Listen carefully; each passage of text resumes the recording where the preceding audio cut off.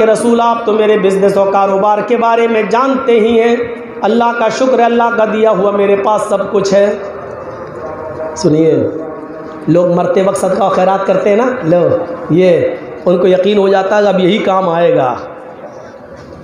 تو سعد ابن ابی وقاص نے کیا کہا؟ اللہ کے رسول میرے پاس اللہ کا دیا ہوا سب کچھ ہے، میرے بزنس، میرے تجارت کے بارے میں آپ جانتے ہیں، میری پراپرٹی، میری زمین، میری جائیداد آپ جانتے ہیں اس کے بارے میں، اور یہ بھی جانتے ہیں کہ ایک بیٹی کے علاوہ میرے پاس کوئی نہیں ہے، صرف میری ایک بیٹی ہے، کل اس کی شادی ہو جائے گی، وہ بھی دوسرے کے گھر کی ہو جائے گی، وہ بھی سسرال چلی جائے گی، میکہ چھوڑ دے گی، اس لیے میں چاہتا ہوں کہ میرے پاس جو زمین ہے، جو جائیداد ہے، جو دولت ہے، جو پراپرٹی ہے، اس کی میں وصیت کر دوں، سارا کا سارا مال میں وصیت کر دوں، ساری پراپرٹی، زمین و جائیداد کی میں وصیت کر دوں۔ وصیت کا مطلب اتنا فلاں کو، اتنا فلاں کو، اتنا فلاں کو، اتنا فلاں کو، اتنا سب کا سب میں وصیت کر دوں۔ اللہ کے نبی فرماتے ہیں اے سعد ہرگز نہیں۔ غور کیجئے، وہ اچھے کام کی اجازت مانگ رہے ہیں، میں سب غریبوں مسکینوں میں لٹا دوں، اور اللہ کے رسول کیا کہہ رہے ہیں؟ ہرگز نہیں۔ اے سعد تم اپنے زمین و جائیداد کی ساری ملکیت کی وصیت نہیں کر سکتے ہو۔ اچھا ٹھیک ہے، تو اے اللہ کے نبی میں 2/3 کی وصیت کر دوں۔ 2/3 ہمارے پاس جتنی بھی پراپرٹی، زمین و جائیداد ہے، اس کے 3 حصے کر کے 2 کو میں صدقہ کر دیتا ہوں اور 1 حصہ چھوڑ دیتا ہوں، ٹھیک ہے؟ یعنی 3 حصے کرتا ہوں، 3 پارٹس میں ڈیوائیڈ کر دوں، 3 حصے کر دوں، 2 بھاگ صدقہ خیرات کر دوں اور 1 رکھ لوں۔ بخاری شریف کے حدیث کے الفاظ، اللہ کے نبی فرماتے ہیں اے سعد تم ایسا بھی نہیں کر سکتے ہو۔ دیکھ رہے ہیں، 3 بھاگ میں سے 2 کو غریبوں مسکینوں میں بانٹ دو اور 1 اپنے پاس رکھنا ایسا بھی نہیں کر سکتے ہو۔ کہ اللہ کے رسول سارا بھی نہیں بانٹ سکتا ہوں، 2/3 2/3 بھی نہیں؟ آپ نے کہا نہیں، تو ٹھیک ہے اے اللہ کے نبی پھر ایسا کرتا ہوں، آدھا روک لیتا ہوں اور آدھا صدقہ کر دیتا ہوں، آدھا غریب و مسکینوں میں بانٹ دیتا ہوں، آدھے کی وصیت کر دیتا ہوں۔ اللہ کے نبی صلی اللہ علیہ وسلم فرماتے ہیں اے سعد تم آدھا بھی وصیت نہیں کر سکتے ہو۔ ہمیں لگتا ہے شاید سنا نہیں ہوگا یہ سب واقعات۔ آدھا جتنی زمین و جائیداد تمہارے پاس ہے، جتنی بھی دولت تمہارے پاس، آدھا بھی وصیت نہیں کر سکتے، اور جبکہ وہ مرض الموت میں، سعد ابن ابی وقاص بیمار ہیں، وہ چاہ رہے ہیں کہ اس بیماری میں ہم صدقہ خیرات کر دیں اور اللہ قبول کرے، لیکن اللہ کے نبی کیا کہہ رہے؟ پورا نہیں کر سکتے ہو، 2/3 نہیں، 2/3 بھی نہیں، دوسرا 3 حصے میں سے 2 حصے نہیں، آدھا بھی نہیں۔ تب حضرت سعد ابن ابی وقاص نے فرمایا کہ آئے اللہ کے نبی صلی اللہ علیہ وسلم تو کیا میں 1/3 1/3 یعنی 3 حصے کر دوں اور 2 حصہ اپنے پاس رکھ لوں اور 1 حصہ میں صدقہ و خیرات کر دوں، وصیت کر دوں؟ اللہ کے نبی فرماتے ہاں اے سعد ابن ابی وقاص تم 1/3 کی وصیت کر سکتے ہو، 1/3 کی وصیت کر سکتے ہو، لیکن یہ بھی زیادہ ہے۔ دیکھیے آپ نے اجازت تو دے دی 1/3 کی وصیت کر سکتے ہو، لیکن ساتھ میں یہ بھی کہہ دیا کہ یہ بھی زیادہ ہے، یعنی کچھ اور کم کرنا چاہو تو کر سکتے ہو، اور اگر نہیں تو 1/3 کی کر سکتے ہو۔ یہ پورا واقعہ بتانے کا میرا مقصد صرف اتنا ہے کہ مرتے وقت وہ صدقہ کرنا چاہتے ہیں، اچھا کام کرنا چاہ رہے ہیں، جہیز میں پیسہ نہیں لٹا رہے ہیں، باراتیوں پہ خرچ نہیں کر رہے ہیں، آتش بازیوں میں پیسہ خرچ نہیں کر رہے ہیں، دڑے سٹے پر پیسہ خرچ نہیں کر رہے ہیں، مال حرام پر اور حرام چیز میں نہیں لٹا رہے ہیں، حرام چیز پر نہیں لٹا رہے ہیں، بلکہ صدقہ کرنا چاہتے ہیں، غریبوں کو دینا چاہتے ہیں، لیکن اللہ کے نبی فرماتے ہیں یہ بھی نہیں کر سکتے ہو، اتنا کر سکتے ہو، اتنا نہیں کر سکتے۔ اب آپ اندازہ لگاؤ، جب دین کے کاموں میں تم حد سے زیادہ پیسہ خرچ نہیں کر سکتے ہو، وہاں اسراف جائز نہیں ہے، وہاں زیادتی کو سب منع کیا گیا ہے، تو تو آج ہم لوگ جو طرح طرح کی چیزوں میں جو فضول خرچی کر رہے ہیں، شادی ایک کپڑے میں ہو سکتی ہے، ایک کپڑا لڑکے کو دے دیا جائے لڑکی والوں کی طرف سے، اور ایک ہی ساڑھی اور ایک ہی کپڑا لڑکی کو دے دیا جائے لڑکے والوں کی طرف سے۔ شادی ایک جوڑے میں ہو سکتی ہے، لیکن 20 ساڑیاں، ادھر سے 20 کپڑے، 500 روپے کے جوتے میں کام چل سکتا ہے، لیکن 5000 کا جوتا، 1000 روپے کے سوٹ میں کام چل سکتا ہے، لیکن 20 ہزار کی ساڑی۔ ارے کچھ تو حیا کرو، کچھ تو شرم کرو، کس نبی کے امتی ہو جس کے پاس رات میں کھانے کو کچھ نہیں اور وہ کروٹیں بدل رہا ہے؟ اس کی امتی شادیاں کر رہی ہے اور کر رہے ہیں، ایک ساڑی پر 20 ہزار، 15 ہزار، 10 ہزار روپے کا خرچ کیا جا رہا ہے۔ کم سے کم ان فضول خرچیوں سے بچو۔ جب جائز کاموں میں، دین کے کاموں میں، غریبوں اور مسکینوں میں بھی ایک لمٹ سے زیادہ خرچ نہیں کر سکتے، تو ان فضول خرچیوں میں تمہیں کرنے کی اجازت کس نے دے دی ہے؟ میرے بھائیوں، تصور کرو، سماج کے چودھریوں، سماج کے ذمہ داروں، تم سے حساب و کتاب ہوگا۔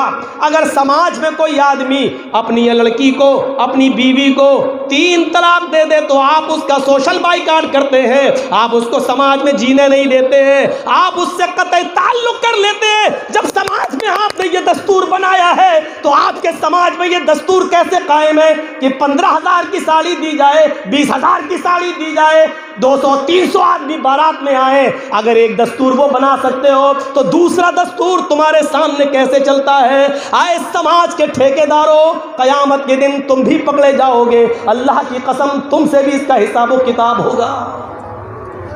مولانا جرجیس نے اپنی بیوی کو ایک طلاق دے دی، 1 مہینے بعد، 2 مہینے بعد پھر دے دی، 2-3 مہینے بعد پھر دے دی۔ اب سماج کہتا نہیں رہنے دیں گے ان دونوں کو، لڑکی کو الگ کر دو، بیوی کو الگ کر دو، صاحب ان سے بائیکاٹ، شادی بیاہ موت مٹی سب ختم۔ اگر سماج یہ قانون بنا سکتا ہے تو سماج یہ قانون کیوں نہیں بناتا ہے کہ 200 آدمی بارات میں کیوں آئیں گے؟ نہیں، جو آدمی اپنی لڑکی کی شادی میں 200 آدمی باراتی بلائے گا اس لڑکی کے باپ کا بھی بائیکاٹ کیا جائے گا۔ جو لڑکا اپنی شادی میں 200 آدمی کی بارات لے کے جائے گا ہم اس لڑکے کا بھی بائیکاٹ کریں گے۔ جو آدمی 10,000 کی ساڑی اپنی ہونے والی بیوی کو دے گا ہم اس کا بھی بائیکاٹ کریں گے۔ یہ دستور کیوں نہیں بنتا؟ سماج کے اندر یہ قانون کیوں نہیں بنتا؟ اگر وہ بنا سکتے ہو تو یہ کیوں نہیں بنا سکتے؟ مولانا بڑی مصیبتیں کھڑی کر رہے ہیں ہمارے لیے، بلائیں گے تو ہوگا۔ اچھا اب دیکھیے بھیا، جلدی اب ایک اور مسئلہ سن لو۔ اور اس مسئلے کو ہمارے مردوں سے زیادہ ہماری جو لیڈیز آئی ہیں، خواتین عورتیں، یہ سنیں۔ اب جو مسئلہ میں بتانے جا رہا ہوں وہ سنیے، فضول خرچی سے ہی تعلق رکھتا ہے، اور اس کے بعد پھر ہم ٹرن لیں گے دوسری طرف۔ اور سنیے، پانی ٹھنڈا ہے، کچھ گرم نہیں مل جائے گا؟ تھوڑا سا اگر کہیں گرم پانی ہو تو دیکھ لو۔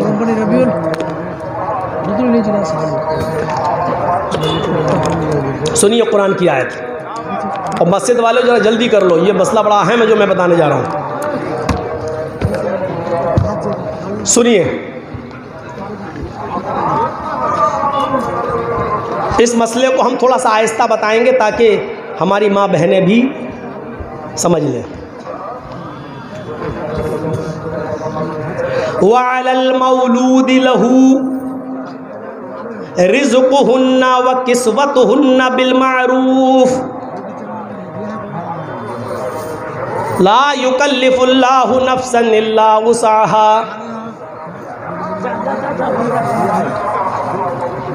ادھر دیکھیے گا،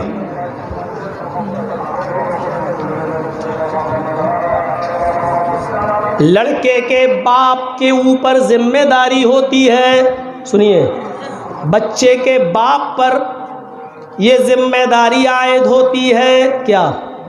وَعَلَى الْمَوْلُودِ لَهُ، جس کا بچہ ہے، جو پیدا ہوا ہے ابھی حال ہی میں، آج کل پرسوں جو بچہ پیدا ہوا ہے، وَعَلَى الْمَوْلُودِ لَهُ رِزْقُهُنَّ وَكِسْوَتُهُنَّ، اس بچے کا رزق، کھانا پینا، اور اس بچے کا کپڑا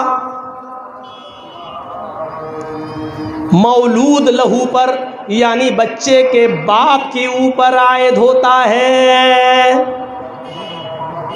سن رہے ہیں؟ لیکن کیسے؟ بالمعروف، دستور کے مطابق. یہی ہمیں بتانا ہے، دستور کے مطابق. یہ کیا ہے؟ بتانے کا مقصد یہ ہے، اگر کسی شخص نے اپنی بیوی کو طلاق دے دی، طلاق پڑ گئی، طلاق ہو گئی، اور 3 مہینے گزر گئے، بچہ آج پیدا ہوا، اور شوہر نے بچے کی پیدائش کے بعد اپنی بیوی کو طلاق دے دی، پھر دوسرے مہینے میں دوسری طلاق دے دی، پھر تیسرے مہینے میں تیسری طلاق دے دی. اب طلاق پڑ گئی. عورت تیسری طلاق کے بعد اپنے شوہر پر حرام ہو گئی. لیکن قرآن ایک قانون متعین کر رہا ہے کہ اس 3 مہینے کے بچے کا کیا ہوگا. اس بچے کے لیے اس کے پالن پوشن کا ذمہ دار کون ہوگا؟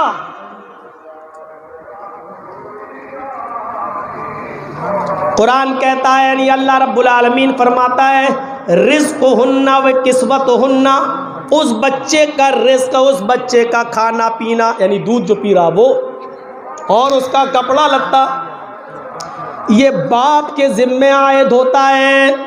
اور سنیے، جب تک ماں اپنے بچے کو دودھ پلائے گی تو شوہر کو اس کے دودھ پلانے کی اجرت دینا پڑے گی. شوہر کو، اب وہ شوہر نہیں رہا اس لیے شوہر نہیں کہا جائے گا، طلاق ہو گئی، اب کہاں شوہر رہا. اس آدمی کو جو اس کے بچے کو دودھ پلا رہی ہے وہ اس کی ماں، اس ماں کے دودھ پلانے کی اجرت اس عورت کو دینا ہوگی. اور اس عورت کو بھی اجرت لینے میں منع نہیں کرنا چاہیے، اس کو اجرت لے لینی چاہیے. شوہر کو دینے میں، اجرت دینے میں، یعنی اس کا بدل، یہ لو اتنے پیسے ہم تمہیں دیں گے، دودھ پلاؤ. شوہر کو دینے میں پیچھے نہیں ہٹنا ہے اور عورت کو لینے میں پیچھے نہیں ہٹنا ہے. شوہر کو اس دودھ پلانے کی مزدوری لینا پڑے گی، جو طے کر لے ہم آپ کے بچے کو دودھ پلائیں گے، 2 سال تک اس کی جو عدت ہے، جو مدت ہے دودھ پلانے کی، وہ ہم آپ کے بچے کو دودھ پلائیں گے، لیکن ہم اتنا روپیہ لیں گے. اور آدمی کو دینا پڑے گا، ٹھیک ہے ہم اتنا روپیہ تمہیں دیں گے، دودھ پلاؤ. اور سنو، عورت کو بھی طلاق دے دی، لیکن دودھ پلانے کی اجرت کے ساتھ ساتھ رزقہن و کسوتہن، اس عورت کے کھانے پینے کا بھی خرچہ اور اس عورت کے کپڑے کا خرچہ بھی مرد کو دینا پڑے گا، اس آدمی کو دینا پڑے گا، جب تک وہ اس کے بچے کو دودھ پلائے گی. مولانا کہاں پھانس دیا آپ نے ہمیں. لیکن قرآن نے ایک راستہ نکالا، کیا؟ بالمعروف، دستور کے مطابق، سماج میں جو چلن ہے اس چلن کے مطابق. عورت اگر دودھ پلانے کی اجرت مانگے کہ ہمیں 20,000 روپے دو تو تھوڑی چلے گا. عورت یہ کہے کہ ہم اتنے دن آپ کے بچے کو دودھ پلائیں گے، ہم کو یہ کپڑا لاؤ خرید کے 10,000 کی ساڑی، تو تھوڑی چلے گا. قرآن نے یہ کہہ دیا بالمعروف، دستور کے مطابق. اگر سماج کے اندر 200 اور 250 روپے کی ساڑی پہنی جاتی ہے تو 200 اور 250 روپے کی ساڑی پہنائی جائے گی. سماج کے اندر اگر دال بھات کھانے کا رواج ہے تو عورت مرغ مسلم نہیں مانگے گی، دال چاول ہی کھلایا جائے گا. دستور اس سماج میں جو چلن ہے اس کے مطابق. سنیے، ایک بچے کو دودھ پلانے کی اجرت میں بھی فضول خرچی کرنے کی اجازت نہیں دے رہا ہے قرآن. ایک عورت کو کپڑا دینے میں اس کو روزی اور کپڑے کا حق تو دے رہا ہے، لیکن اس میں بھی 10-20 ہزار روپے کی ساڑی دینے کا حق نہیں دے رہا ہے. اس میں بھی قرآن یہ کہہ رہا ہے دستور کے مطابق، چلن کے مطابق، سماج میں جو دستور ہے اس کے مطابق تمہیں خرچہ دینا ہے. یہ بتا رہا ہے قرآن کا یہ فیصلہ، اللہ کا یہ ججمنٹ کہ فضول خرچی سے یہاں پر بھی روکا گیا ہے. جو کہ آپ کے بچے کو دودھ پلا رہی ہے، آپ اس کے باوجود فضول خرچی نہیں کر سکتے ہیں. 5,000 کی جگہ 50,000 لے گی, 500 روپے کی ساڑی کی جگہ 5,000 کی ساڑی لے گی. جب آپ بچے کو دودھ پلانے والی عورت کو بھی دستور سے اور سماج کے طور و طریقے سے الگ ہٹ کر فضول خرچی کر کے زیادہ نہیں دے سکتے ہو, تو باراتیوں پر کیسے لٹا سکتے ہو, سماج میں اور برائیوں پر کیسے لٹا سکتے ہو؟ میرے بھائیوں, یہ تھوڑی سی عقل سے سوچنے والی بات ہے. تھوڑی سی اگر ہم عقل دوڑا لیں. کتنی عورتیں بیٹھی ہوئی ہیں بیچاری لڑکیاں جن کی شادیاں نہیں ہو رہی ہیں. کیوں؟ صرف اس وجہ سے کہ ان کے پاس دینے کے لیے کچھ نہیں. اور سماج, واہ رے سماج, یہ بیچارہ اتنا مجبور کر دیتا ہے. کچھ تو ہو. اچھا, جن کی لڑکیاں ہیں وہ تو بڑے خوش ہوتے ہیں کہ مولانا صاحب بہت اچھا بول رہے ہیں, لیکن جب یہ لوگ اپنے لڑکوں کی شادی کرتے ہیں تو یہ بھی مانگ کرتے ہیں. یہ بڑا دستور ہے. ارے جب تم یہ چاہتے ہو کہ میری لڑکی کی شادی میں کوئی جہیز نہ لے, تو آپ بھی تو ایک ایسے اصول بناؤ کہ ہم اپنے لڑکے کی شادی بغیر جہیز کے کریں. آپ لڑکے کی شادی میں تو لینا چاہتے ہیں, لیکن بیٹی کی شادی میں دینا نہیں چاہتے ہیں. تو یہ دستور سماج کو بیٹھ کے سوچنا پڑے گا, ایک قانون بنانا پڑے گا. نہ دیا جائے گا نہ لیا جائے گا. اور سوچو تو صحیح کہ ایک باپ 18, 19, 20, 22 سال تک اپنی لڑکی کی نگرانی کرتا ہے. گھر میں کوئی نہیں ہے, بیوی اپنے میکے گئی ہے, آپ کی بیٹی جوان ہے, لیکن آپ گھر چھوڑ کے اس لیے نہیں جاتے ہو کہ گھر میں میری سیانی جوان بیٹی اکیلی بیٹھی ہوئی ہے. آپ اس کے لیے چوکیدار بن جاتے ہو. جس نے چوکیدار بن کر 20-22 سال تک ایک بیٹی کو پالا ہو, پھر وہ تمہیں نکاح میں اپنی جوان بیٹی تمہیں دے رہا ہو. آئے بھیڑیو, تمہیں شرم نہیں آتی اسی گھر میں ڈاکہ ڈالتے ہوئے کہ مجھے موٹر سائیکل دو, مجھے یہ دو, مجھے وہ دو. ارے تم سے تو اچھے وہ بھیڑیے ہیں جو خود بھیڑیوں کو نہیں کھاتے ہیں. تم سے اچھے وہ خونخوار جانور ہیں. شیر کو نہیں کھاتا ہے, سانپ کو نہیں کھاتا ہے. سانپ زہریلا ہے لیکن دوسروں کے لیے, شیر چیر پھاڑ کر کے کھاتا ہے لیکن دوسرے جانوروں کو. لیکن تم تو انسان ہو, انسانی کو کھا رہے ہو. تم سے بڑا بھیڑیا کون ہے؟ تم سے زیادہ خطرناک کون ہے؟ تم سے زیادہ زہریلا کون ہے؟ تم نے لڑکے کو پالا پوسا, 5-10 لاکھ کی دکان دے دی, اب لڑکی سے شادی کرنا چاہتے ہو اور لڑکی کے باپ کے لیے بھیڑیے بن جاتے ہو. ہمیں بائک چاہیے, ہمارا لڑکا MBBS ہے تو ہمیں 4 ویلر چاہیے, ہمیں سوئفٹ چاہیے, ہمیں انووا چاہیے, ہمیں اسکارپیو چاہیے. ارے کٹورا لے کے بھیک مانگ. راستہ ہم بتا دیتے ہیں, پارلیمنٹ کے نیتاؤں کے پاس چلا جا, یوگی جی اور مودی جی کے پاس چلا جا. رحم آ گیا تو تیری جھولی میں ڈال بھی دیں گے. اور ویسے بھی BJP ویسے ہی اپنے ایجنٹوں کو تلاش کر رہی ہے, اور ہم ہی لوگوں میں سے اس کو اپنے دلال مل بھی گئے ہیں. میرے بھائیوں, ہم کیا بتائیں اور کس طرف جائیں؟ ہم جانا نہیں چاہتے ہیں کہ اس گھر کو آگ لگ گئی گھر کے چراغ سے. آئے چشم اشک بار ذرا دیکھ تو صحیح, یہ گھر جو جل رہا ہے کہیں تیرا گھر تو نہیں. یہ گھر جو جل رہا ہے کہیں تیرا گھر تو نہیں. ذرا سوچو, ہم نے کبھی شیر کو نہیں دیکھا, وہ خطرناک ہے, لیکن کبھی شیر کو شیر پر حملہ کرتے ہوئے نہیں دیکھا. ہم نے کبھی سانپ کو سانپ پر حملہ کرتے ہوئے نہیں دیکھا.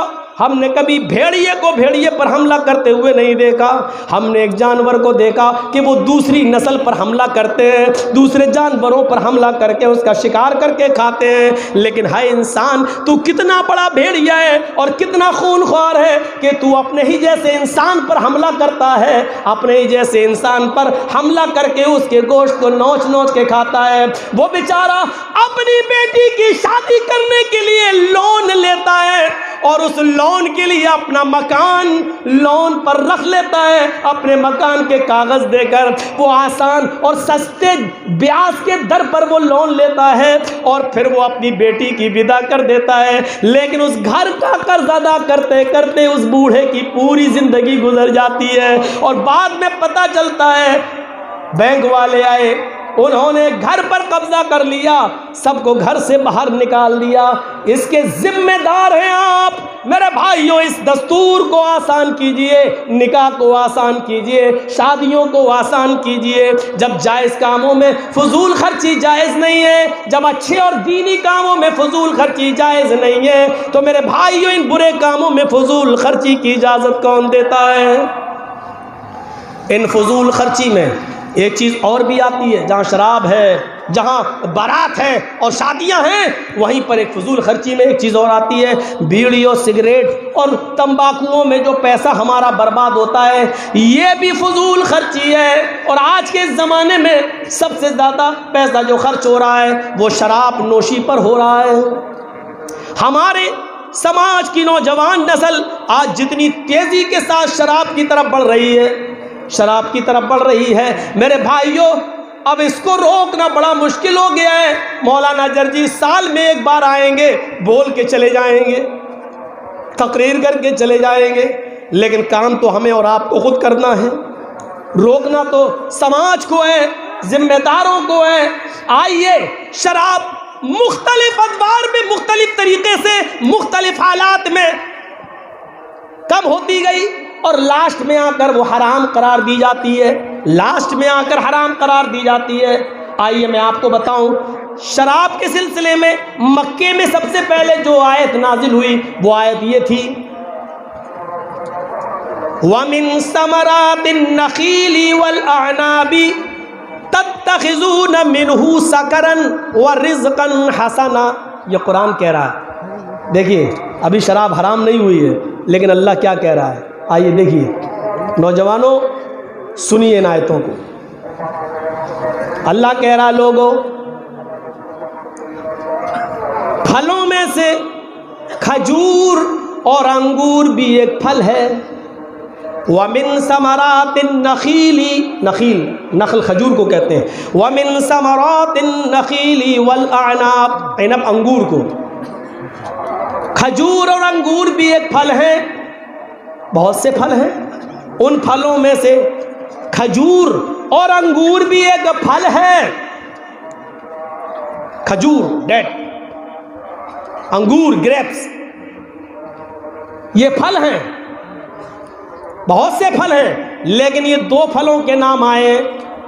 پھلوں میں سے کھجور اور انگور بھی پھل ہیں، تتخذون منہ سکرن، جن سے تم نشہ بناتے ہو، لیکن ابھی حرام نہیں ہوا۔ تتخذون منہ سکرن، جن سے تم نشہ بناتے ہو۔ عرب کے اندر کھجور سے اور انگور سے، جو سے شراب بنائی جاتی تھی۔ جن سے تم نشہ بناتے ہو، جن سے تم سکر نشہ تیار کرتے ہو، ابھی حرام نہیں ہوا۔ دیکھیے بتایا، وَرِزْقًا حَسَنًا، اور خوبصورت حسین و جمیل رزق بھی پاتے ہو۔ یعنی کھجور ایسے کھا لو تو وہ خوبصورت پھل ہے، اچھا رزق ہے، کھا لو، اور اس سے تم نشہ بھی بناتے ہو۔ اللہ تعالیٰ نے نشہ کہا ہے، لیکن نشے کو حسن نہیں کہا ہے۔ یعنی پینا چاہو تو پی لو، لیکن یہ رزق حسن نہیں ہے، نشہ ہے۔ تم پی رہے ہو، پیو، اس وقت تک ابھی حرام نہیں ہوا تھا، پینے کی اجازت ہے، لیکن اللہ نے سکرن کہا، جن سے تم نشہ بناتے ہو، لیکن نشے کے ساتھ حسن نہیں کہا، اور رزقن کے ساتھ حسن کا، رزقن حسنا، اور جب ایسے ہی کھاتے ہو تو یہ پاکیزہ رزق ہے، اچھا رزق ہے۔ یعنی ایسی کھجور انگور کھاؤ تو اچھا ہے، لیکن جب نشہ بنا لیتے ہو تو اچھا نہیں ہے۔ پی رہے ہو پیو، کھا رہے ہو کھاؤ، لیکن اچھا نہیں ہے۔ دیکھیے شروعات ہی بتا رہی ہے کہ کھا سکتے ہو لیکن اچھا نہیں ہے، پہلی چیز۔ اب دوسری جگہ آئیے، قرآن میں اب اللہ تعالیٰ نے دوسری جگہ کیا فرمایا؟ اب دیکھیے شراب کی، اب مدینہ میں جب ہجرت کر کے مدینہ پہنچ گئے اللہ کے رسول، یہ مکے میں آیت نازل ہوئی، اب جب مدینے پہنچے تو شراب کے بارے میں کیا حکم آتا ہے؟ یہاں پر بھی حرام نہیں ہو رہی ہے، سنیے، ادھر بھی حرام نہیں ہو رہی ہے۔ یسألونک عن الخمر والمیسر، اے محمد صلی اللہ علیہ وسلم یہ مدینے کے لوگ آپ سے شراب اور جوئے کے بارے میں پوچھتے ہیں، آپ سے شراب اور جوئے کے بارے میں سوال کرتے ہیں، کیا ہے یہ؟ قل، کہہ دو، مدینے والوں سے کہہ دو، جن سے آپ مخاطب ہیں ان سے کہہ دو، قل فیہما اسم کبیر ومنافع للناس، آپ ان سے کہہ دو کہ ان دونوں میں بہت بڑا گناہ ہے اور لوگوں کے لیے کچھ منافع بھی ہے، کچھ پروفٹ بھی ہے، کچھ فائدہ بھی ہے۔ شراب اور جوئے میں کچھ فائدہ بھی ہے۔ فائدہ کیا ہے؟ ہمیں ٹینشن ہے، 4 بیٹیاں ہیں، شادی نہیں ہو رہی ہے، پی گئے ہوں، ٹینشن دور، خر، ماں بہن بیٹیاں بھاڑ میں جائیں، یہ فائدہ ہے۔ جوئے میں فائدہ کیا ہے؟ کون جیتے گا IPL؟ کے نائٹ، شاہ رخ خان کی ٹیم، وہ کہتا نا 1 بج 20 ہزار کی لگ گئی، جو جیت گیا اس کو 20,000 بیٹھے بیٹھے مل گئے، اور جو ہار گیا وہ گیا گھر میں بیوی کی سینڈل یاد کر رہی، چل۔ اب جو جیت گیا اس کو فائدہ، ابھی حرام نہیں ہوئی ہے، لیکن یہاں اللہ تعالیٰ نے ایک نقطہ چھیڑا ہے، کیا کہا؟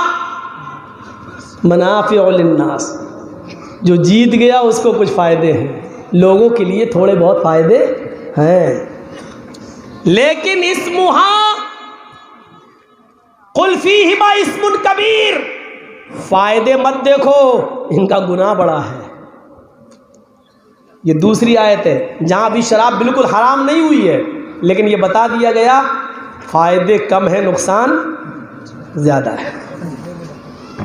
تیسری جگہ آئیے، اب دیکھیے تیسری جگہ اللہ نے، یہ بھی مدینہ میں اتری آیت، قرآن کیا کہتا ہے؟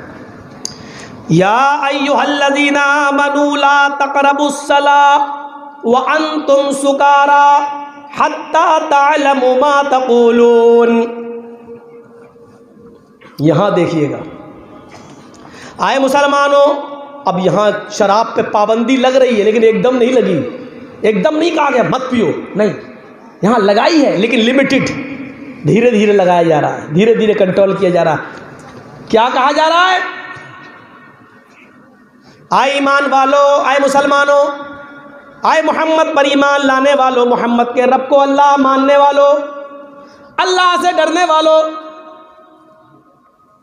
تم شراب مت پیو، تم نماز مت پڑھو، تم نماز کے قریب مت جاؤ، جب تم نشے میں ہو تب، جب تم نے شراب پی ہو تب تم نماز مت پڑھو۔ جیسے ابھی وہ ہمارے حبیب الرحمان صاحب بتا رہے ہیں، پیاز کھا لو تو ہماری مسجد کے قریب نہ جاؤ، جب تک پیاز کی بدبو رہتی ہے تب تک نہیں، لیکن آج کل پیاز کی بدبو بہت جلدی ختم بھی ہو جاتی ہے۔ آپ پیاز اگر کھائے ہیں تو اب 15-20 منٹ رکنے کی ضرورت نہیں ہے، کچی پیاز کھانے کے ساتھ اگر سلاد میں آپ کھائے ہیں تو فوراً آپ اٹھیے اور مسواک کر لیجئے، اور فوراً یا ٹوتھ پیسٹ وغیرہ جو آپ استعمال کرتے ہیں وہ آپ لے لیجئے، پھر اس کے بعد جا سکتے ہیں۔ لیکن ایسے نہیں، پیاز کھائی کچی اور وضو بنا ایک دم چلے گئے، تب نہیں جا سکتے۔ یہاں اللہ تعالیٰ نے شراب کو باؤنڈ کر دیا ہے ایک متعینہ وقت کے لیے، کیا کہا؟ جب تم نشے میں ہو تو نماز مت پڑھو، نماز کے قریب مت جاؤ، کب؟ جب تم نشے میں ہو، ہوش میں ہو، پتہ ہی نہیں کیا پڑھنا چاہ رہے ہو، اللہ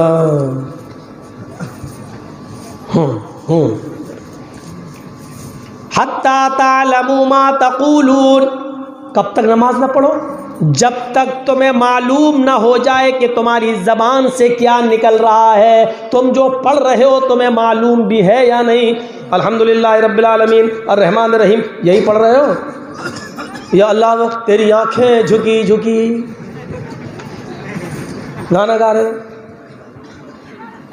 آئے ایمانوں والو تم نماز کے قریب مت جاؤ جب تم نشے میں ہو، اور اس وقت تک نماز نہ پڑھو حتی تعلموا ما تقولون، جو تم جانتے ہو، جو تم پڑھ رہے ہو وہ تم سمجھنے نہ لگو، وہ جان جاؤ کہ ہم کیا پڑھ رہے ہیں۔ اصل میں یہ آیت ایک پس منظر رکھتی ہے، سبب ورود۔ یہ آیت کب نازل ہوئی؟ ایک انصاری صحابی نے حضرت عبد الرحمن ابن عوف کی دعوت کر دی، کھانے میں حضرت علی کو بھی بلا لیا۔ ابھی شراب حرام نہیں ہوئی تھی، سنیے، ابھی شراب حرام نہیں ہوئی، اور مدینے میں دعوت ہو گئی۔ انصاری نوجوان نے دعوت کر دی، اور کس کی دعوت کی؟ ایک عبد الرحمن ابن عوف کی اور حضرت علی کی۔ حضرت عبد الرحمن ابن عوف نے کھانا کھایا، حضرت علی نے بھی کھانا کھایا، اس انصاری نے بھی کھانا کھایا۔ شراب حرام نہیں ہوئی تھی۔ کھانا کھانے کے بعد شراب کا دور چلا۔ کیسی ہوتی ہے ہم لوگوں کو نہیں ہوں گے، بہت سے لوگ اس کا ٹیسٹ بھی جانتے ہوں گے، اور پھر کیٹیگریز بھی الگ الگ، انگور کا ٹیسٹ الگ، کھجور والی کا الگ، تاڑی کا الگ، چاول کو سڑا کے بنایا جائے تو اس کا الگ۔ اب منہ لگنے کی بات ہے، کسی کو گورو منہ لگا ہوا ہے، کسی کو کھسی منہ لگا ہوا ہے، کسی کو دیسی مرغا، کسی کو پولٹری، ہے الگ الگ۔ شراب کا دور چلا، شراب پی سب نے، جب حرام ہی نہیں ہوئی تھی تو پیتے تھے۔ شراب پینے کے بعد اب چڑھنے لگی دماغ میں، اور اسی وقت اذان کا ٹائم ہو گیا، نماز کا، مغرب کا۔ اذان کی آواز آنے لگی، اور کسی نے انہی تینوں میں سے کسی کو امام بنا دیا نماز پڑھانے کا۔ چلو پڑھاؤ نماز۔ اب چڑھی تو تھی، اب پینے والا کسی کو سمجھتا ہے کچھ؟ وہ دلی پہ یاد ہے نا ایک بار پولیس والے لاٹھی مار رہے تھے، مودی جی آ رہے ہیں، اور وہ کہتا کون آ رہا ہے؟ شرابی کہتا کون آ رہا ہے؟ ہاں مودی جی آ رہے ہیں۔ بھگ جا، ہٹ، سواری آ رہی، میرے باپ کے نوکر ہیں۔ شرابی بولتا او کیا ہوا، آ رہے سب میرے باپ کے نوکر ہیں۔ شرابی کی نظر میں کوئی کچھ نہیں ہوتا ہے، ہوں گے جب نشہ اترتا تب نہ سمجھتا ہم نے کس کو گالی دی۔ اب ان تینوں میں سے کسی کو امام بنا دیے، چلو پڑھاؤ۔ سورہ فاتحہ تک تو صحیح پڑھا، اللہ اکبر، الحمدللہ رب العالمین الرحمن الرحیم مالک یوم الدین ایاک نعبد و ایاک نستعین اہدنا الصراط المستقیم صراط الذین انعمت علیہم غیر المغضوب علیہم ولا الضالین، آمین۔ چڑھتی جا رہی ہو، گردن جھکتی جا رہی ہو، بسم اللہ۔ اب پڑھنا ہے ان کو، قل یا ایھا الکافرون، قل یا ایھا الکافرون لا اعبد ما تعبدون۔ اب وہ چڑھی ہوئی ہے دماغ میں، اب وہ جانتے ہیں ان کی زبان سے کیا نکل رہی، قل یا ایھا الکافرون نحن نعبد ما تعبدون، معنی ہی بدل گیا۔ قل یا ایھا الکافرون نحن نعبد ما تعبدون، اب پیچھے سے ان کو لقمہ دیا جا رہا ہے، لا اعبد ما تعبدون، قل یا ایھا الکافرون لا نحن نعبد ما تعبدون، پھر وہی نکل رہا ان کے منہ سے۔ کسی طرح خیر اللہ نماز ہوئی، معنی ہی بدل گیا بھائی۔ لا اعبد ما تعبدون، آئے محمد صلی اللہ علیہ وسلم کہہ دو کہ اے کافرو، قل یا ایھا الکافرون، اے نبی کہہ دو اے کافرو، لا اعبد ما تعبدون، میں ان کی عبادت نہیں کرتا جن جھوٹے خداؤں کی عبادت تم کر رہے ہو۔ یہ ترجمہ ہے۔ اب وہ کیا پڑھ رہے ہیں؟ قل یا ایھا الکافرون نحن نعبد ما تعبدون، اے محمد کہہ دو اے کافرو، ہم بھی انہی کی عبادت کرتے ہیں جن کی تم کرتے ہو۔ پھر معنی ہی بدل گیا۔ یہاں نماز ختم، وہاں محمد رسول اللہ پر مدینہ میں یہ آیت نازل ہوتی ہے، یا ایھا الذین آمنوا لا تقربوا الصلاۃ وانتم سکارا۔ اے محمد صلی اللہ علیہ وسلم اپنے ساتھیوں سے کہہ دو کہ تم نماز کے قریب مت جاؤ جب تم نشے میں ہو۔ نوجوانوں، اتنی خراب چیز ہے جو قرآن کو بدلنے پر مجبور کر رہی تھی، اتنی خطرناک چیز ہے جو صحابہ کرام جیسی ہستی بھی قرآن کو غلط پڑھنے لگی اور ان جھوٹے خداؤں کی عبادت کا مرثیہ گانے لگی، جن کی عبادت نہ کرنے کے لیے اور جن کی عبادت سے روکنے کے لیے اللہ تعالیٰ نے 1 لاکھ کم و بیش 1.25 لاکھ انبیاء کرام کو اس دنیا میں بھیجا اور اس کی آخری کڑی جناب محمد رسول اللہ کو اتارا۔ اتنی خطرناک چیز، اور کیسے آج تمہارے حلق کے نیچے اتر جاتی ہے، شرم نہیں آتی؟ ہائے ایمان والو، تم نماز کے قریب مت جاؤ جب تم نشے میں ہو، اور اس وقت تک نماز مت پڑھو حتی تعلموا ما تقولون، جب تک کہ تمہیں خود معلوم نہ ہو جائے کہ تم اپنی زبان سے جو کہہ رہے ہو وہ سمجھ بھی رہے ہو یا نہیں سمجھ رہے ہو، سمجھ بھی رہے ہو یا نہیں سمجھ رہے ہو، یہ ہے۔ لیکن ابھی بھی حرام نہیں ہوئی، یہاں تک ایک باؤنڈ لگا دیا، اب حرام ہو رہی ہے۔ کب؟ سنیے، مدینے کے اندر ایک محفل سجی ہوئی ہے،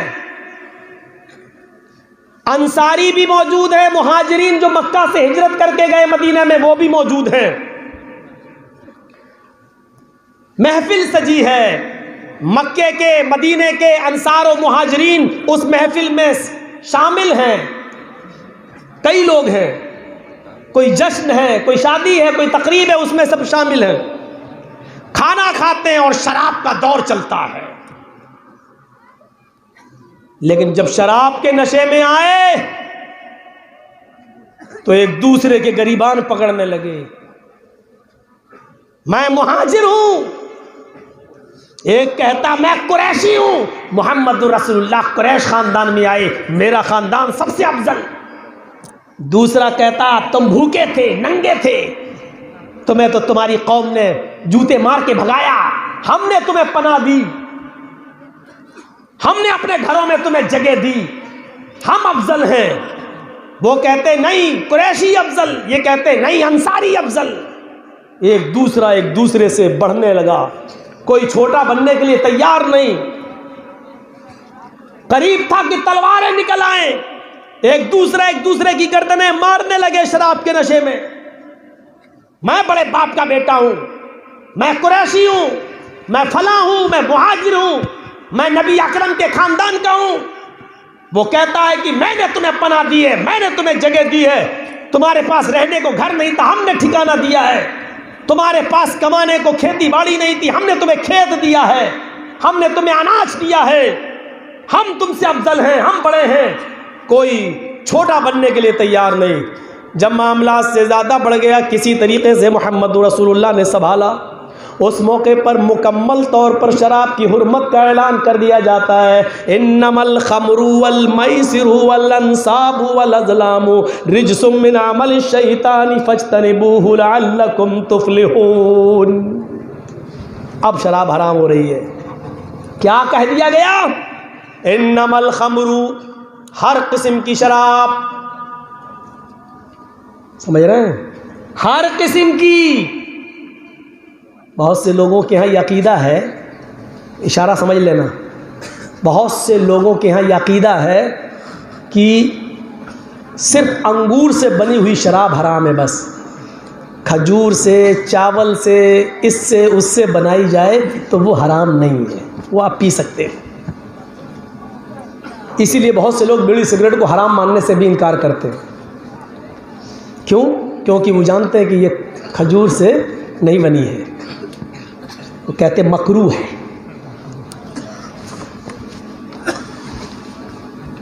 لیکن الخمر میں الف لام جو آیا ہے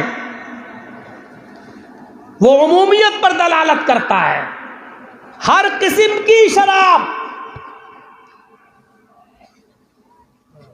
بہت سے لوگوں کے ہاں، پھر سن لو، صرف کھجور سے بنائی ہوئی شراب حرام ہے، انگور سے بنائی ہوئی شراب حرام ہے، اور بقیہ سب حلال.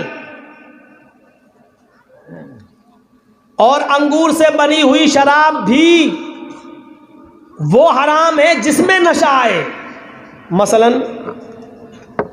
ہم نے 1 گلاس شراب پی لی، نشہ نہیں آیا تو ٹھیک ہے، یہ حرام نہیں ہے. 2 پی لیا گلاس، نشہ نہیں آیا تو ٹھیک ہے، اب حرام نہیں ہے. ایک حرام بھی ہے ان کے ہاں، تو وہ بھی پوری حرام نہیں ہے. جس گلاس میں نشہ آئے گا وہ گلاس حرام ہے. مثلا ہمیں 10 گلاس پینے کی عادت ہے، 9 گلاس میں اگر نشہ نہیں آیا تو 9 حلال ہے، 10ویں میں نشہ ہے تو 10واں حرام ہے، 9 حلال ہے. میں حلال نہیں کہہ رہا ہوں، ان کے یہاں. لیکن یہاں ہمارے یہاں ما اسکرا کثیرہ فقلیلہ حرام، جس کے بہت زیادہ کھانے یا پینے سے نشہ آتا ہو اس کی 1 بوند بھی حرام ہے، چاہے نشہ آئے یا نہ آئے.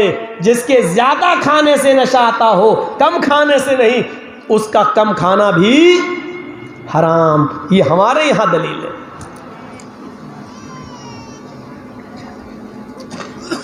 جانتے ہو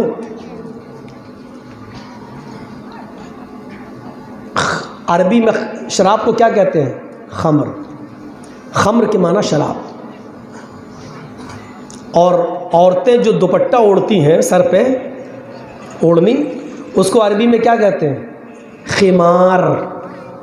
حمار نہیں، وہ تو گدھا ہو جائے گا. خمار، خے سے. شراب کو کیا کہتے ہیں؟ خمر. اور عورتیں جو دوپٹہ اوڑھتی ہیں، اوپر سر کے بال چھپا لیتی ہیں، اس کو کیا کہتے ہیں؟ خمار. خمار کیوں کہتے ہیں؟ کیونکہ وہ آپ کے چہرے کو، آپ کے بالوں کو چھپا لیتا ہے، اس لیے اس کو کہتے ہیں خمار. سر کے بالوں کو چھپانے کا آلہ. اور اسی سے بنا خمر، یہ بھی چھپاتی ہے شراب. کیا چھپاتی ہے؟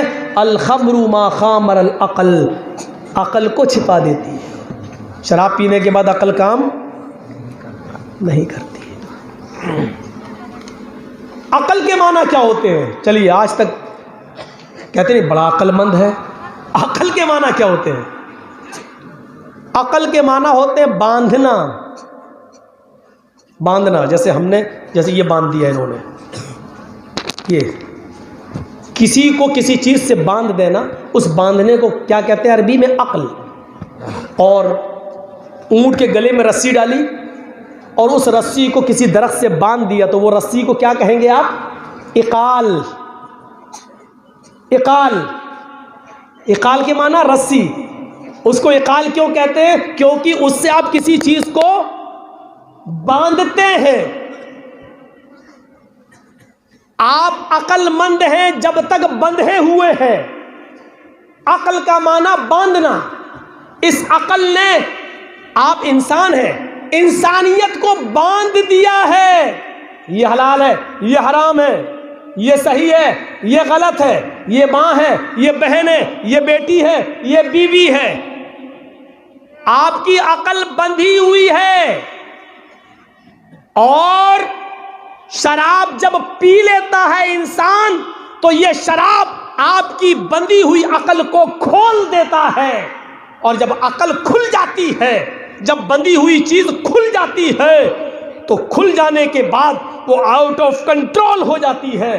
اب آپ بندھے نہیں ہیں، اور بندھے نہیں ہیں تو آپ اپنی بہن کو بھی ماں بہن کی گالی دو گے، آپ اپنی ماں کو بھی ماں بہن کی گالی دو گے، آپ اپنی بیوی کو بھی ماں بہن کی گالی دو گے. آپ کسی نالی میں گر جاؤ گے تو اس کو بھی زمزم، نالی کے پانی کو بھی زمزم سمجھ کے پیو گے، کیونکہ اب آپ کی عقل بندھی نہیں ہے. آپ انسان ہیں، بندھے نہیں ہیں، کیونکہ شراب نے اس بندھن کو توڑ دیا ہے، کھول دیا ہے. اس لیے کہتے ہیں عقل، یعنی عقل کا معنی باندھنا. جب تک یہ انسانیت کو باندھی ہوئی ہے تب تک ٹھیک ہے، اور جہاں انسانیت کا بند کھل گیا، عقل بند، جو بندھن ٹوٹ گیا، تو سمجھ لیجئے گا کہ آپ اب سب کی عزت و آبرو کو لوٹ بیٹھیں گے، لوٹ لیں گے. سمجھ گئے آپ؟ تو عقل کس کو کہتے ہیں؟ باندھنے کو. اور خمر کس کو کہتے ہیں؟ جو عقل کو چھپا لے. کام کرنا بند کر دے. اس لیے جنت کے اندر خمر نہیں ملے گی. کہتے نہیں شراب کی نہر میں, ہاں جنت میں شراب ملے گی.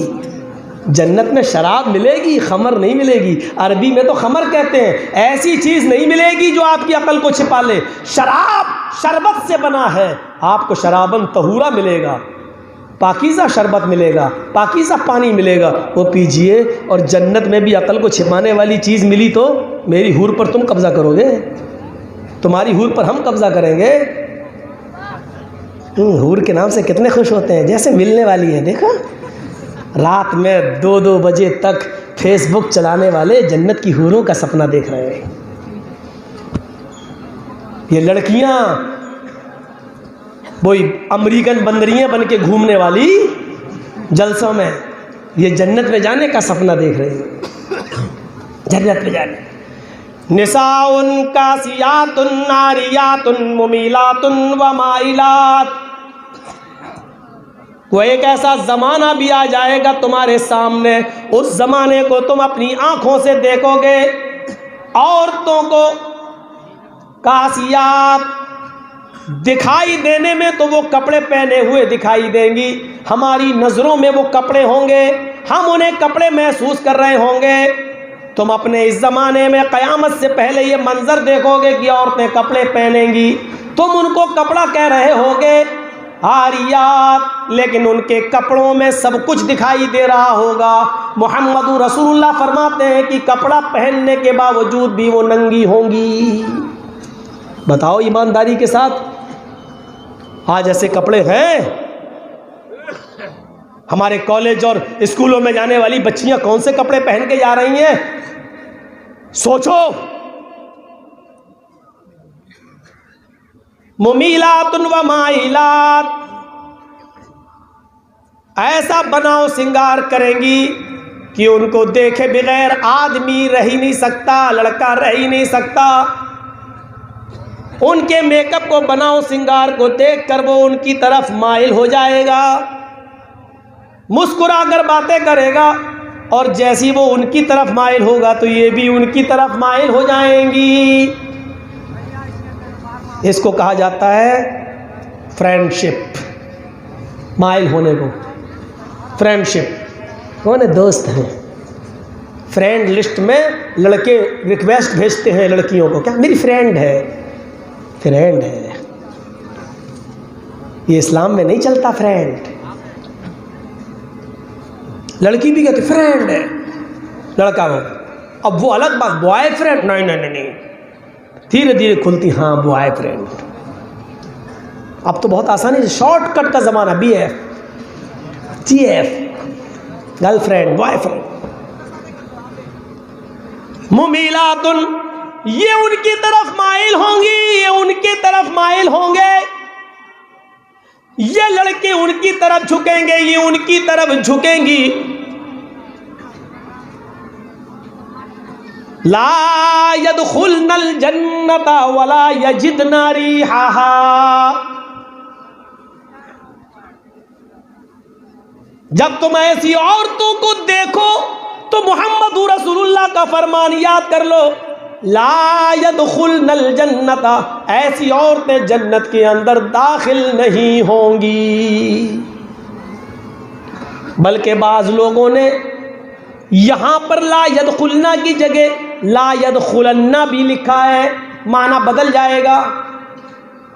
عربی زبان میں جہاں حدیثیں لکھی گئی ہیں اس میں زبر زیر نہیں ہے, وہ لگانا پڑتا ہے.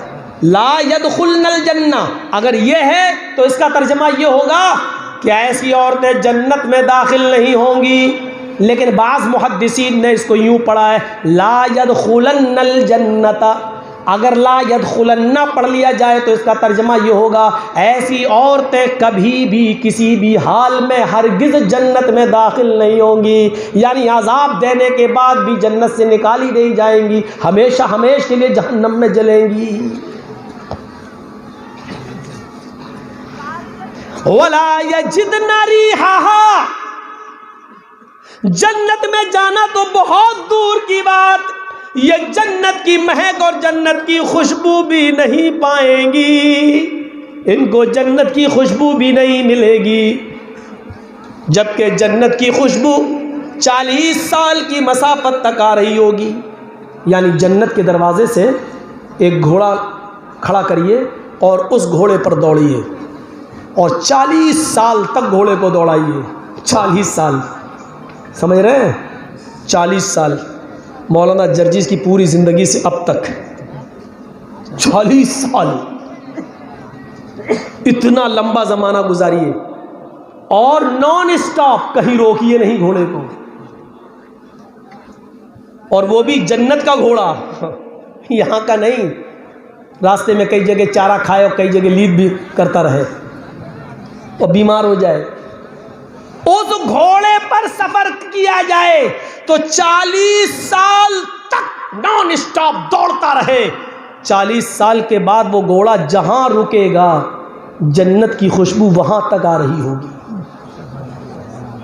جنت کی خوشبو وہاں تک آ رہی ہوگی۔ اور اللہ کے رسول کہتے ہیں یہ عورتیں جنت کی خوشبو بھی نہیں پائیں گی۔ اس کا مطلب ان کے اور جنت کے درمیان اتنی دوری پیدا کر دی جائے گی کہ یہ 40 سال تک بھی اس گھوڑے پر بیٹھ کے سفر کریں تو وہ جنت میں نہیں پہنچ پائیں، اتنی دور کر دی جائیں گی کہ جنت کی خوشبو بھی نہیں پا سکتی۔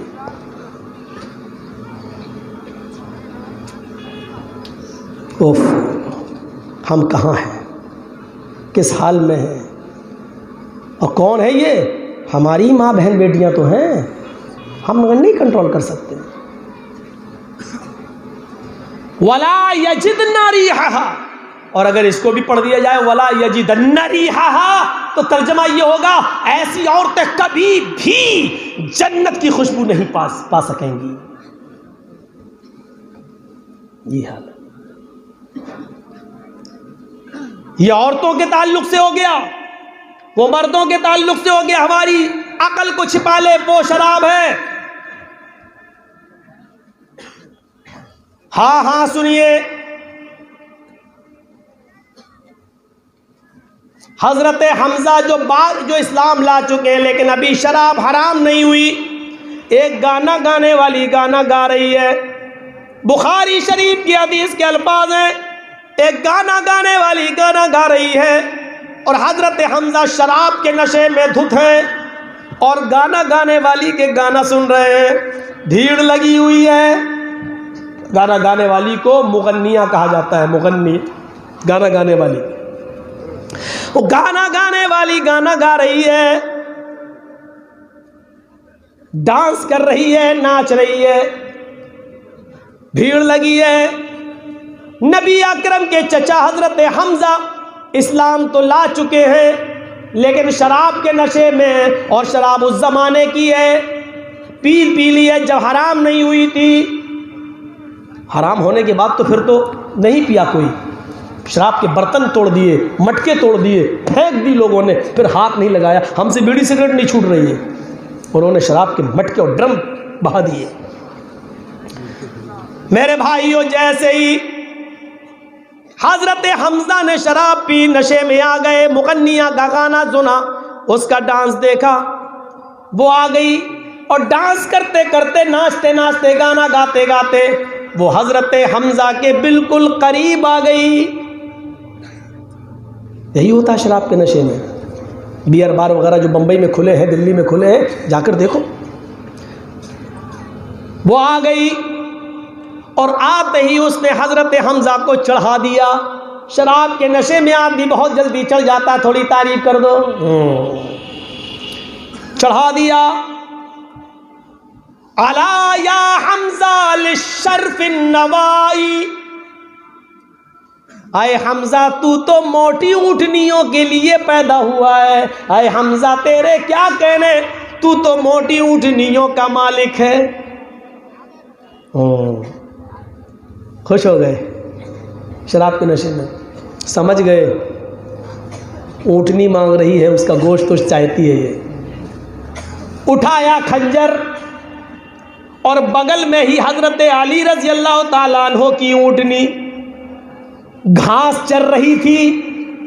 حضرت حمزہ آگے بڑھے اور انہوں نے وہ خنجر اس کے پیٹ میں داخل کر دیا، اس اونٹنی کا کلیجہ نکال لیا اور پورا کا پورا کلیجہ نکال کے لائے اور اس مغنیہ کو دے دیا. لے.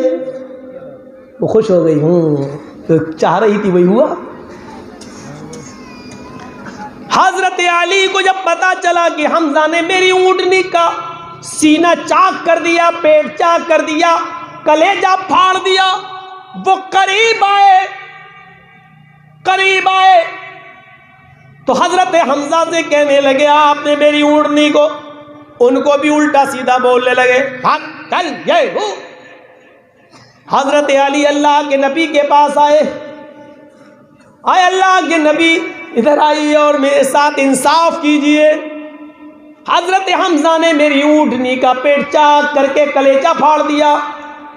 اللہ کے نبی صلی اللہ علیہ وسلم قریب آئے. آپ کو پتا نہیں کہ حمزہ نے شراب پی رکھی ہے. آپ ان کے قریب پہنچے. آئے چچا جان، یہ آپ نے حضرت علی رضی اللہ تعالیٰ عنہ کی اونٹنی کا پیٹ چاک کر دیا، یہ کہتے جا رہے ہیں اور قریب ہوتے جا رہے ہیں. حضرت حمزہ ابھی بھی شراب کے نشے میں تھے. کہنے لگے تو کیا ہو گیا، جاؤ. کہا کیسے بات کر رہے ہو؟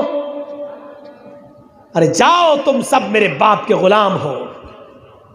بخاری شریف کی حدیث کے الفاظ ہے، حضرت حمزہ نے کہا تم سب میرے باپ کے غلام ہو.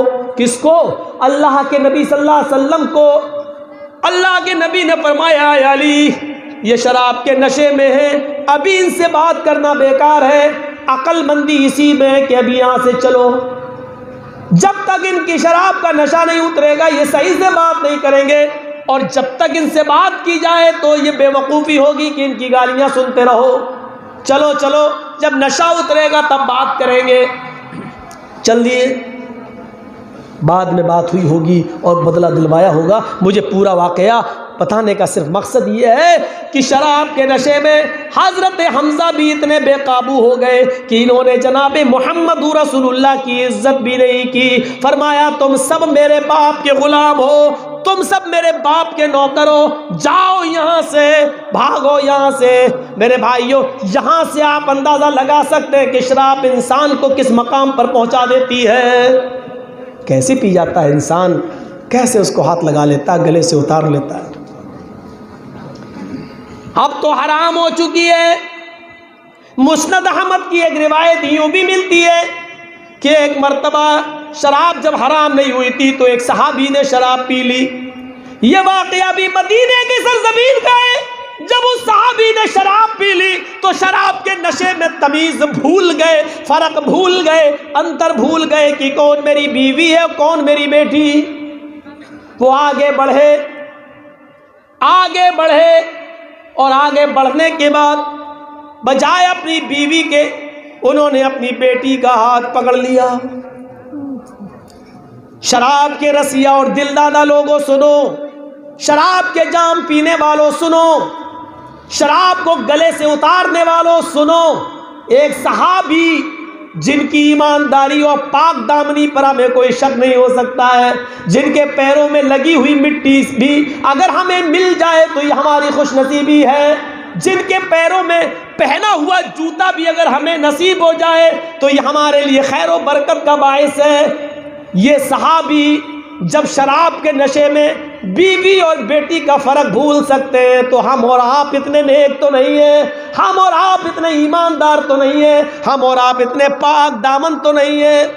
شراب کے نشے میں اپنی بیوی کے بجائے اپنی بیٹی کا ہاتھ پکڑ لیا. وہ سمجھ رہے ہیں یہ میری بیوی ہے، اس کے ایسی جگہ پر ہاتھ رکھنے لگے جو مناسب نہیں تھا. پکڑا اور اس کو پکڑ کر اپنے روم کی طرف لانے لگے. چل ادھر آ.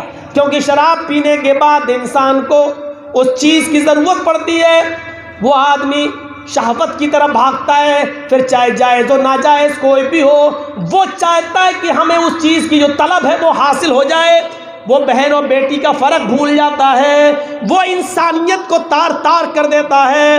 حضرت صحابی رسول ہیں، یہ اپنی بیٹی کو بیوی سمجھنے لگے اور ان کا ہاتھ پکڑ کر ان کو کھینچنے لگے. اتنے میں بیوی کی نظر پڑ گئی، یہ میری بیٹی کو کھینچ رہے ہیں.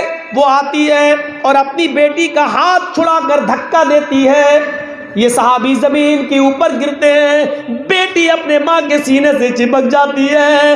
بیوی نے اپنی بیٹی کو اپنے روم میں کیا اور اس آدمی کو، اپنے شوہر کو ایک کمرے میں بند کر دیا، باہر سے کڑی لگا دی۔ جب شراب کا نشہ اتر گیا، دماغ ٹھکانے آ گیا، تو یہ اندر سے دروازہ ٹھونکنے لگا۔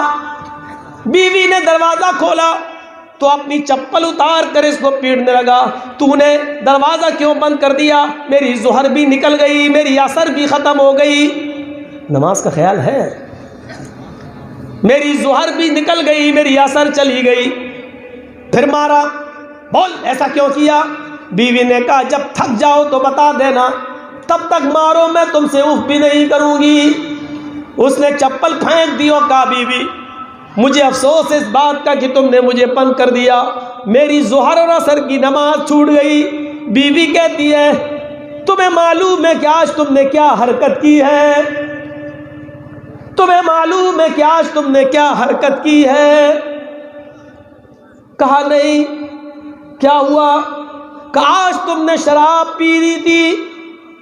کہا وہ تو میں روزانہ پیتا ہوں، آج پی لی تو کیا ہوا؟ نہیں میرے شوہر، آج تم نے کچھ زیادہ ہی پی لی تھی۔ ارے کبھی کم کبھی زیادہ، یہ تو ہوتا رہتا ہے، ہوا کیا؟ نہیں۔ اے میرے سرتاج، اے میرے ہسبینڈ، اے میرے شوہر، آج تم نے کچھ اتنی زیادہ پی رکھی تھی کہ بیوی میں اور بیٹی میں، وائف میں اور ڈاٹر میں فرق نہ کر سکے، بیوی اور بیٹی میں انتر نہیں کر سکے۔ آج تم نے میری وجہ، میری جگہ پر تم نے میری بیٹی کا، اپنی لاڈلی کا، اپنی پیاری بچی کا ہاتھ پکڑ لیا، اس کو کھینچنے لگے، اس کو میرے درجے پر رکھ کر بیوی سمجھ کر اس کو اپنے کمرے میں لانے لگے۔ اے میرے پیارے شوہر، اگر میں وقت پر نہیں پہنچتی تو آپ میری بیٹی کی، اپنی بیٹی کی عزت کو تار تار کر دیتے۔ آپ اپنی شہوت کی آگ بجھانے کے لیے اپنی بیٹی کی عزت و آبرو سے کھیل جاتے۔ صحابی رسول کی نظریں نیچے ہو گئیں، زمین پر گڑ گئی، آنسوؤں سے زمین بھیگ گئی۔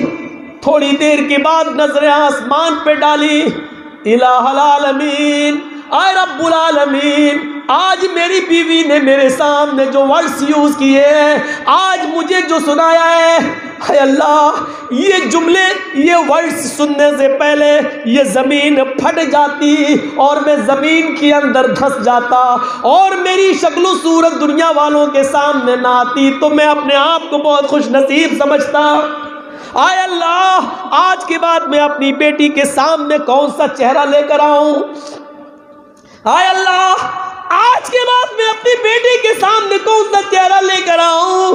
الہ العالمین تو گواہ رہنا، آج کے بعد میں شراب کو ہاتھ نہیں لگاؤں گا، آج کے بعد میں شراب کو نہیں پیوں گا، آج کے بعد میں شراب کو اپنے اوپر ہمیشہ کے لیے حرام کر رہا ہوں۔ اے اللہ، میں تجھ سے دعا کرتا ہوں، آج میں نے اپنی بیٹی کے لیے ہاتھ پکڑ لیا، کل کوئی دوسرا بھی پکڑ سکتا ہے، اس لیے میری دعا ہے کہ اے اللہ تو شراب کو ہمیشہ ہمیش کے لیے حرام قرار دے دے۔ اے اللہ تو شراب کی حرمت کا اعلان کر دے۔ اے اللہ، ابھی تو تیرے نبی جناب محمد رسول اللہ باحیات ہیں، ان کی زندگی میں ہی شراب کی حرمت کا اعلان کر دے۔ میرے پیارے ساتھیوں، بس اتنا سا واقعہ بتا کر یہ بتانا مقصد ہے کہ اس زمانے میں جب شراب حرام نہیں ہوئی تھی، ایک ٹھوکر کھاتا تھا آدمی تو شراب چھوڑ دینے کا ہمیشہ کے لیے وعدہ کر لیتا تھا، جب شراب حرام نہیں ہوئی تھی تو چھوڑنے کی قسم کھا لیتا تھا۔ نوجوانوں، یہ شراب تو تمہارے نبی جناب محمد رسول اللہ نے، ہمارے پیغمبر جناب محمد رسول اللہ نے حرام قرار دے دی، پھر اس کے بعد آج ہم کیوں پی رہے ہیں؟ آج اس کو کیسے گلے سے اتار رہے ہیں؟ آج اس کو ہم کیوں پی رہے ہیں؟ نوجوانوں، اس حرام چیز کو چھوڑ دو، اور اگر اس تقریر کے سننے کے بعد بھی اگر آپ نے نہیں چھوڑا تو پھر اپنی ماں بہن بیٹیوں کی عزت سے کھیلنے کے لیے تیار رہو، اپنی ماں بہن بیٹیوں کی عزت کو تار تار کرنے کے لیے تیار رہو، کیونکہ اللہ کے نبی نے فرمایا ہے، یہ حکم موجود ہے، بنی اسرائیل 72 فرقوں میں بٹی تھی، ان امتی تفترق علی 73 ملہ، میری امت 73 فرقوں میں بٹے گی، میری امت 73 فرقوں میں بٹے گی، اور بنی اسرائیل جس راستے پر چلی ہے میری امت بھی اسی راستے پر چلے گی۔ حسب النعل بالنعل، جیسے دونوں جوتے برابر ہوتے ہیں اسی طریقے سے قوم بنی اسرائیل میں اور میری امت میں کوئی فرق نہیں ہوگا۔ اگر بنی اسرائیل میں ان کان منہم من اتی علی امہ علانیۃ، اگر بنی اسرائیل میں کسی نے چوراہے پر عام لوگوں کے سامنے اعلانیہ اگر کسی نے اپنی ماں کے ساتھ زنا کیا ہوگا، اپنی ماں کے ساتھ زنا کیا ہوگا، تو میری امت پر بھی قیامت اس وقت تک نہیں آئے گی جب تک کہ میری امت کے لوگ مسلمان بھی، میری امتی بھی اپنی ماں کے ساتھ اعلانیہ زنا نہ کرے۔ میری امت میں بھی ایسا زمانہ آئے گا کہ میرے امت کے لوگ مسلمان بھی اپنی ماں کے ساتھ چوراہے پر سرعام سب کے سامنے اس کی عزت کو لوٹے گا۔ میرے بھائیوں، اپنی ماں بہن بیٹی کی عزت مسلمان خود لوٹے گا، اور اس کی ذمہ دار ہوگی یہی شراب، یہی شراب جو ہمیں ہماری ماں بہن بیٹیوں کی عزت کو لوٹنے پر، اس کی عزت کو تار تار کرنے پر ہمیں مجبور کرے گی۔ کون چاہتا ہے کہ اپنی ماں بہن بیٹیوں کی عزتوں کو ہم اپنے ہاتھ سے تار تار کریں؟ جو بھائی اپنی بہن کی ڈولی کو اٹھ جانے کے لیے بیچارہ کبھی دلی، کبھی بمبئی، کبھی لیبر کا کام کرنے کے لیے بہار اور بنگال سے وہ باہر جاتا ہے تاکہ کچھ کما کر لائے اور اپنی بہن کے ہاتھ پیلے کریں، اس کی ڈولی سجا کر ہم شاندار طریقے سے شادی کر کے اس کا گھر بسا دیں، کیا یہ نوجوان یہ چاہے گا کہ شراب کے نشے میں آ کر اپنی بہن کی عزت کو تار تار کرے، اپنی بیٹی کی عزت کو تار تار کرے؟ کیا تمہیں یہ گوارا کر رہا ہے جو انسان بہار اور بنگال کی سرزمین سے لیبر کا کام کرنے کے لیے پنجاب، لدھیانہ، امرتسر، دلی اور بمبئی کی سڑکوں پر جاتا ہو، جھونپڑیوں میں رہ کر ہوٹلوں پہ کھانا کھا کر جو بیچارہ مزدوری کر کر کے اپنی بہن اور اپنی بیٹی کے لیے کچھ کما کر لاتا ہے تاکہ اس کی ڈولی سجا سکے، یہی نوجوان شراب پیے گا اپنی محنت کی کمائی سے اور پھر شراب کے نشے میں اپنی بیٹی اور اپنی بہن کی عزت سے کھیلے گا۔ میرے بھائیوں، کیا تم اس کو گوارا کرو گے؟ کیا وہ دن دیکھنے کے لیے تم تیار ہو؟ کیا اس دن کو دیکھ سکو گے جب شراب کا نشہ اترے گا اور پتہ چلے گا کہ ہم نے اپنی بہن کی عزت سے کھیل لیا ہے، اپنی بیٹی کی عزت سے کھیل لیا ہے؟ تو میرے بھائیوں، اس بے عزتی کو برداشت کر سکو گے؟ ذرا تصور کرو آپ اور ہم۔ اس لیے شراب کو اپنے اوپر حرام کر لو اور آئندہ کبھی شراب کو ہاتھ نہیں لگاؤ۔ یہی چند نصیحتیں کافی ہیں میرے پیارے ساتھیوں۔ اللہ سے ہم سب کو دعا کرنا چاہیے کہ بارے الہ ہماری خطاؤں کو معاف فرما دے، ہمارے گناہوں کو بخش دے، ہمیں فضول خرچی سے بچا لے، اور اے اللہ ہمیں جائز جگہوں پر جائز مقام پر پیسے خرچ کرنے کی توفیق عطا فرما۔ شراب کی اے اللہ حرمت کے بعد ہمیں بھی شراب کو